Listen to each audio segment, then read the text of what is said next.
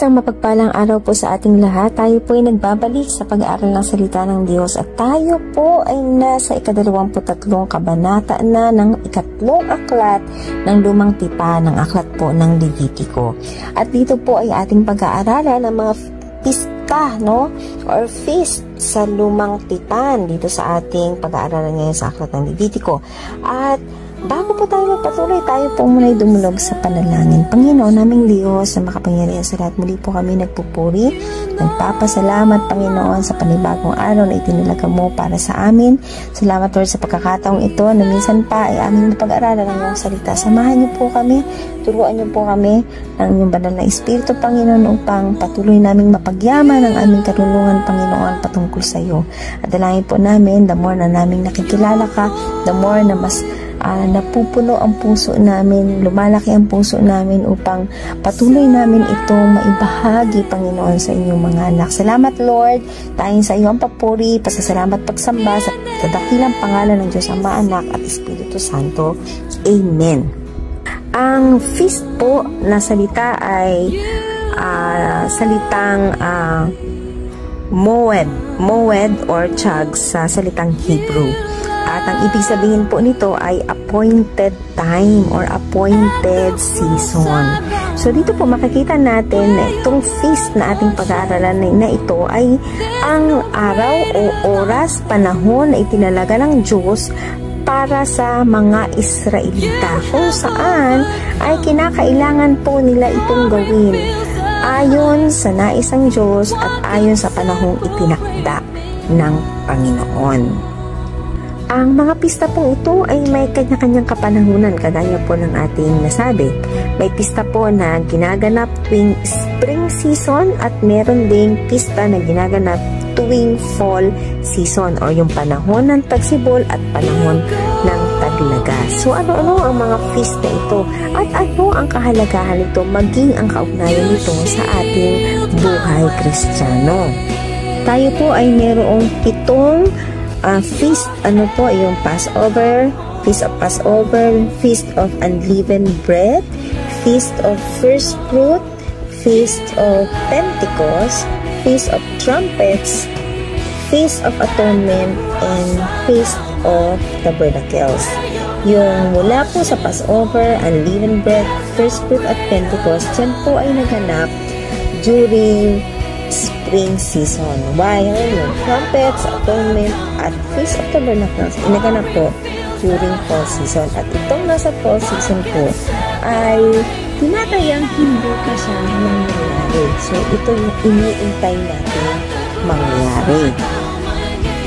Okay, verse 1. Ang verse 1 po, sinabi ni Yahweh kay Moises, ipahayag mo sa mga Israelita ang pistang itinakda ko. Pangingilin nila ang mga banal na pagtitipong ito at magkakaroon sila ng banal na pagpupulong. 6 na araw kayo magtatrabaho, ngunit sa 7 araw kayo magpapahinga. Iyon ay araw na banal na pagtitipon. Huwag magtatrabaho ang sino na sa inyo saan man kayo naroon. Iyon ay araw ng pamamahinga para kay Yahweh. Dito po ay pinapakita ko itong mga itinalagang pista ng Panginoon ay ang panahon kung saan ay hindi pinahihintulutang magtrabaho ang kanyang bayan. Sa halip ay kinakailangan nilang magtipon, magpupulong, no? At magsasalo-salo kasama po ang kanilang pagdiriwang sa mga mahalagang okasyon ito. Number 1, ang pista ng Pasko. Ayan, sabi po dito, ang pistang itinakda ko. Ang pista ng Pasko ay gaganapin sa gabi ng ika-14 na araw ng unang buwan. So, ika-14, ika-14th day ng unang buwan. Sa ating panahon po ngayon, ang unang buwan ng ating calendar ay January. Subalit po, sila ang kanilang ginaganap po, ang unang buwan ay buwan po ng spring season. No? Sila po ay nasa lunar calendar, kaya buwan po ng April ang kanilang ginagamit, no? Pagdating po sa unang buwan. So, April 14. Yan po ang pista ng Pasko. Sometimes naman po ay ginaganap nila to ng buwan ng Marso, no? Kagaya po ng Holy Week, no? Hindi po fix Ang pista po ng Pasko or Passover ay paggunita po, no, doon sa freedom or sa pagliligtas ng Panginoon doon sa mga Israelita sa panahon nasa Ehipto po sila. Matatandaan po natin nung time na nakikipag-usap si Moises at Aaron sa Parao para sila ay palabasin sa Ehipto at makapagsamba sa kanilang Diyos. Ayaw silang payagan ng Parao, kaya pinagtigas ng Diyos ang puso ng Parao at pinigyan siya ng iba't ibang salot o napakaraming salot. At ang pinakahuling salot ay ang pagkamatay ng panganay ng mga Egyptians, kung saan ang mga Israelita naman po ay nasave ang kanilang mga panganay na anak, no, na lalaki dahil po sa kanilang tupa na pinatay, no, para sa kaligtasan nila, no. Tandaan natin, nagkaroon sila ng pagkakataon na pumatay ng tupa at yung dugo ng tupa ay ang kanilang ipapahid sa habla ng kanilang mga pintuan. Nang sa ganun ay hindi mamatay ang mga panganay na lalaki sa loob ng tahanang iyon. At dito po nakitaan nila ang kapangyarihan ng Panginoon. Kaya that time ay tinaboy ng mga Egyptians ang mga Israelita, no? Kung yun po, kung babalikan natin yung story na ito. At ito pong story na to, ito po ang ipinagdiriwang nila, no? Dahil bilang pasasalamat sa Panginoon sa natamo nilang kaligtasan mula sa kamatayan, no? Angel of death. Yan. So, yun po yung Paskwa. Verse 6, kinabukasan ay pista ng tinapay na walang pampaalsa. 7 araw kayong kakain ng tinapay na walang pampaalsa. Ayan, yan naman po yung Feast of Unleavened Bread. Ano naman tong Feast of Unleavened Bread? Natatandaan po natin, nung time na aalis sila ng Ehipto, ang sabi ng Panginoon, no, huwag ninyong lalagyan ng pampaalsa yung inyong tinapay. Una, dahil wala ng panahon, no? Very short na yung time, no, na kailangan nila umalis. At pangalawa, yung tinapay po, nagsisimbolo yan sa katawan ni Kristo, no, sa ating kapanahunan, at yung pampalsa ay nagsisignify po yan sa kasalanan. Kaya naman po, alam natin na yung ating Panginoon, siya yung handog na tinapay, no, handog na tinapay na walang libadura. Siya yung handog ng katawang walang kasalanan. Ayan.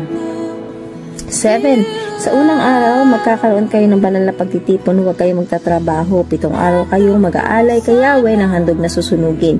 Sa ika-7 araw, muli kayong magkakaroon ng banal na pagtitipon, huwag kayong magtatrabaho. So dito po, itong mga pagtitipon na to, itong fista na ito, or Chag na tinatawag sa wikang Hebreo ay mahigpit pong ipinagbibili, no, na hindi sila pwedeng magtrabaho. Sa halip, sila ay magtitipon-tipon at sila ay maghahandog sa Panginoon. Verse 9, sinabi pa ni Yahweh kay Moises, sabihin mo rin sa mga Israelita na kapag naroon na sila sa lupaing ibibigay ko sa kanila, tuwing anihan ay magdadala sila ng pari ng isang bikis na una nilang ani. So ito na yung first fruit or feast of the first fruit, kung saan ito po ay paghahandog ng una nilang mga ani. Ayan. So dito po makikita natin ano yung tagubilin ng Panginoon sa kanila po, sa kanyang bayang Israel, na talaga yung unang ani ay ilaan sa Panginoon. Ano po, ito iwawagayway niya, verse 11, sa harapan ni Yahweh upang kayo'y maging kalugod-lugod sa Kanya. Gagawin ito kinabukasan ng araw ng pamamahinga. Sa araw na iyon, magdadala kayo ng isang lalaking korderong walang kapintasan at 1 taon pa lang bilang handog na susunugin. Sasamahan ninyo ito ng isang salot na harinang minasa sa langis ng olibo bilang handog na pagkain butil at 1 litrong alak bilang handog na inumin. Ang halimuyak ng handog na ito ay magiging mabangong samyo kay Yahweh. Praise God. Verse 14, huwag kayong kakain ng tinapay o trigo, maging sinangag o sariwa hanggang hindi ninyo nagagawa ang paghahandog na ito ay tuntunin susundin ninyo habang panahon. So dito makikita po talaga natin, no, na meron silang batas na sinusunod, meron silang alituntuning sinusunod. So yan, makikita po natin ano po na yan yung mga pagkakasunod-sunod ng mga pista. Next na pista ay ang pista ng pag-aani o yung harvest season or feast of the harvest. Ayan, sabi dito, mula sa kinabukasan ng araw ng pamamahinga, araw ng pagdadala ninyo ng bigkis na ani, magpapalipas kayo ng 7 linggo. Sa ikalimampung araw ay tama sa kinabukasan ng araw ng pamamahinga na iyon. Magdadala kayo ng handog na pagkaing butil, 2 tinapay na may pampaalsa, 1 salop na harina ng bagong aning trigo na ang gagawin dito. Ito ang handog ninyo mula sa unang ani. Magdadala rin kayo ng 7 tupa, tag-iisang taong gulang na walang kapintasan, 1 toro at 2 kambing. Ito ay susunugin kasama ng handog na pagkaing butil at handog na inumin upang ang usok nito ay maging mabangong samyo kay Yahweh. Magdadala pa kayo ng 1 kambing. Sa akin, magdadala pa kayo ng 1 kambing na lalaki bilang handog para sa kapatawaran ng kasalanan at 2 kordero na tag-iisang taong gulang bilang handog pang kapayapaan. So, nandyan yung sin offering, nandyan yung peace offering. Yan, makikita po natin. Ang mga ito ihahandog ng pari kasama ng 2 kordero at 2 pinapay na yari sa trigong bagong ani. Sa araw rin iyon, tatawag kayo ng 1 banal na pagtitipon, isa may walang magtatrabaho. Ang tuntunin ito ay susundin ninyo habang panahon. So, malinaw po ano yung instruction. Huwag ninyong anihin ang nasa gilid ng triguhan at huwag din ninyong pupulutin ang inyong naiuwang uhay. Paubayaan ninyo iyon sa mga mahihirap at sa mga dayuhan. Ako si Yahweh, ang inyong Diyos. So, ganun po katindi ang alituntunin ng Panginoon. So, yan ang atin pong mga napag-aralan dyan. Ano po yung mga feast na una nating tinalakay. Andyan po yung Passover, no? Nandyan yung unleavened bread, nandyan yung first fruit, at nandyan din po yung Feast of the Harvest o yung Pentecost na tinatawag natin. Yung first fruit po, yan yung ino-offer nila, yung mga kasama po dyan yung pag-offer ng mga firstborn. Kung tatandaan nyo, hindi namatay yung mga panganay ng mga Israelita. Kaya naman, pagdating nila sa ilang, ay pinahandog sa kanila ni Yahweh ang kanilang mga firstborn. Dinedicate nila yan sa Panginoon. And yung first harvest nila. Samantala, yung Feast of the Harvest naman, yan ay naganap ng spring season din, kagaya po ng mga nauna. At ito yung tinatawag na isa din na sumusunod yung mga Pentecost or Feast of Pentecost. Ibig sabihin, ito ay 50 days after ng first fruit. O diba, nagkaroon sila ng first fruit na feast, no? After 50 days, nagkaroon naman po ng Pentecost. Ayan, Pentecost naman po siya. Ayan, so praise God. Ang next po natin na feast ay ang Feast of the Trumpet. Sabi sa 23, sinabi pa ni Yahweh kay Moses, sabihin mo sa mga Israelita na ang unang araw na ika-7 buwan ay araw ng pamamahinga, araw ng inyong banal na pagtitipon. Ipapaalam ito sa pamamagitan ng tunog ng mga trompeta. Sa araw na iyon, huwag kayong magtatrabaho, kayong magdadala kay Yahweh ng pagkaing handog. Ayan. So, dahil malapit na po yung feast ng atonement o yung pagtubos sa kasalanan, ay magkakaroon na po ng feast ng trompeta, kung saan ito po yung senyales ano po na magkakaroon ng feast na atonement or pagtubos sa kasalanan. Ang Feast of the Trumpet po ay nagaganap sa tuwing fall season. Ayan, yung fall season. Ano po? At pagkatapos po ng Feast of the Trumpet, ito naman yung Feast of the Atonement or araw ng pagtutubos ng kasalanan. So, ayan. Verse 26, sinabi pa rin ni Yahweh kay Moises ang ika-10 araw ng ika-7 buwan. O ano yung ika-7 buwan? From April, May, June, July, August, September, October, March, month of October, no? Ika-10 araw. So, October 10 No? Sa araw na iyon, ang inyong banal na pagtitipon, mag-ayuno kayo at mag-alay ng pagkaing handog. Huwag kayong magtatrabaho sa araw na iyon sapagkat iyon ay araw ng pagtubos ng kasalanan. Ito'y isasagawa bilang pagtubos sa inyong pagkakasala sa harapan ni Yahweh na inyong Diyos. Ang hindi mag-aayuno sa araw na iyon ay titiwalan sa sambahayan ng Diyos. Pupuksain ko sa harapan ng maglaang sino mang magtrabaho. Huwag kayong magtatrabaho sa araw na iyon. Ito ay batas na dapat ninyong sundin sa habang panahon saan man kayo naroroon.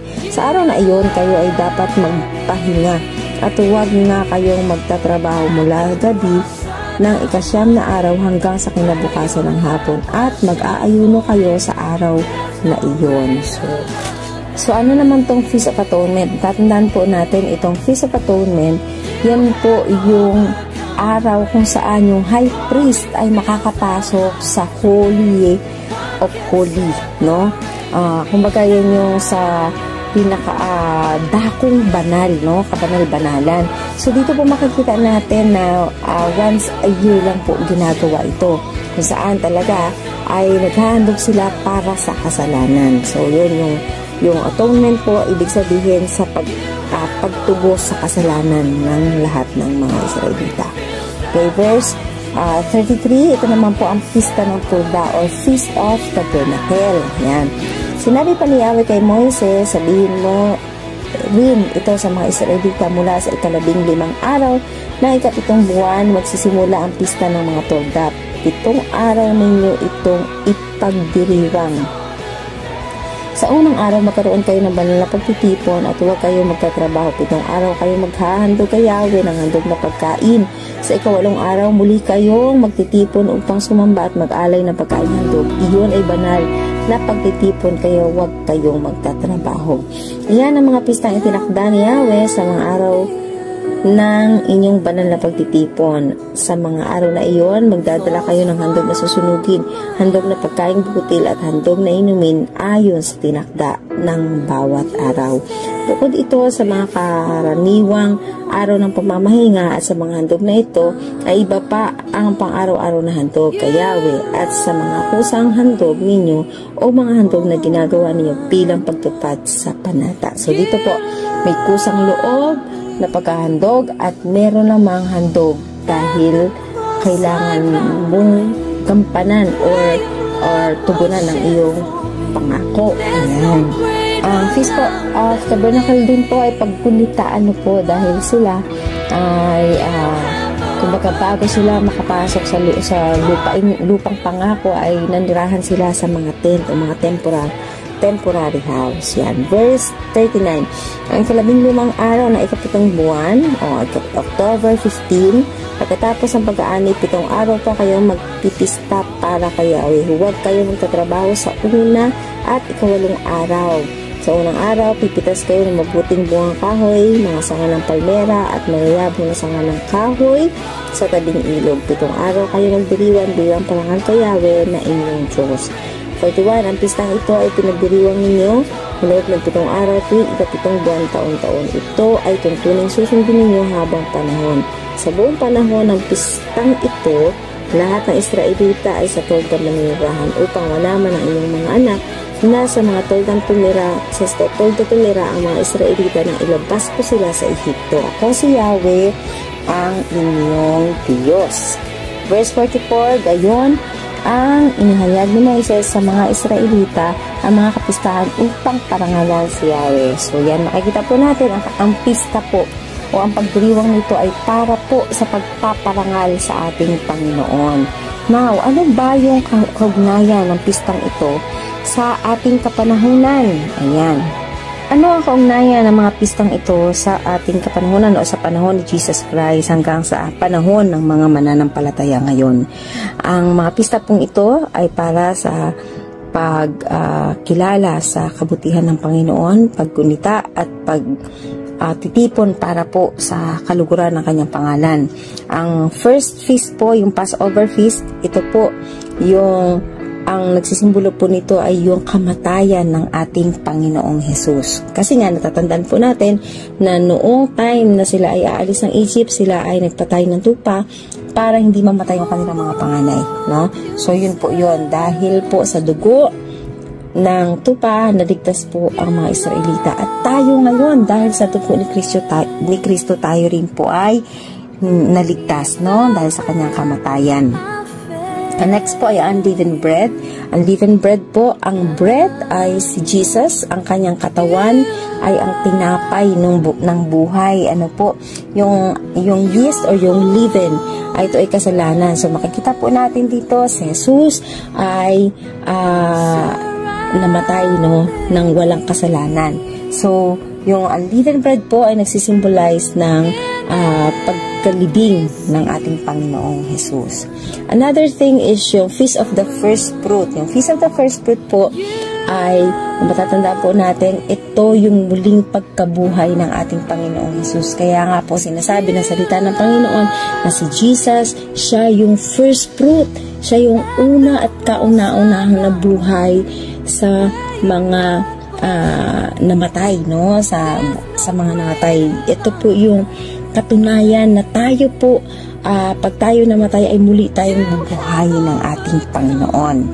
Next ay ang Feast of Pentecost, no? Kung saan ating kapanahunan dito po kasi itong Pentecost sa Old Testament, nangyari po siya after 50 days after ng Feast of the First Fruit. No, samantalang ito namang Pentecost sa ating kapanahunan, kung naalala nyo nung namatay si Jesus Christ, nung namatay siya, inilibing siya, muli siyang nabuhay, no? Pagkabuhay po ng ating Panginoong Jesus, 40 days pa po siyang namalagi sa mundo, no? Diyan nangyari yung Great Commission. And then, saka po siya umakyat sa langit, no? So, after 10 days, so doon po pinadala niya ang Holy Spirit. Yun po yung tinatawag na Pentecost. So from resurrection, may 50 days po bago nagkaroon ng Pentecost, no? So same doon sa Pentecost sa Old Testament, nangyari din ito 50 days after ng first fruit or Feast of the First Fruit. Yan. And next po ay ang Feast of the Trumpet. Yung Feast of the Trumpet po ay nagsisimbolize ng kumbaga ito ang nagpapakita ng senyales na malapit lang dumating ang ating Panginoong Jesus. At itong Feast of the Trumpets po, dito po yung according sa mga nag-aaral, sa mga scholars, at sa ibang mga commentaries, ito po mangyayari yung rapture, no? Kumbaga po talagang naniniwala ang karamihan na magkakaroon ng rapture bago po magkaroon ng Great Tribulation. So yung rapture po, ito yung tinutukoy na Feast of Trumpet. Ito yung senyales, no, na parating ang ating Panginoon Jesus. And then, Feast of Atonement. Ang Feast of Atonement po ay nagsisimbolo sa muling pagbabalik ng ating Panginoong Jesus. Ito yung second coming of Jesus, kung saan ay dito niya hahatulan, no? I-gather niya ang lahat ng buhay at maging ang namatay, and then doon po siya maghuhukom. And then the seventh feast ay ang Feast of Tabernacles. Ang Feast of Tabernacles po ay nagsisimbolo sa new heaven and new earth. Yan. So dito po makikita natin na merong significance po ang lahat ng nangyaring feast sa Old Testament sa panahon ni Jesus Christ hanggang sa ating kapanahunan ngayon. Kaya naman, naghihintay pa po tayo ng tatlong feast, yung Feast of the Trumpet, Feast of Atonement, and Feast of Tabernacle. Sana po, no, pagdating ng Panginoon, lahat po tayo ay ready at lahat tayo ay sama-samang sasalubong sa ating Diyos na lumika ng lahat ng bagay. Sana po napagpala tayo at meron tayong natutunan sa mga feast na itinalaga ng Panginoon. God bless everyone!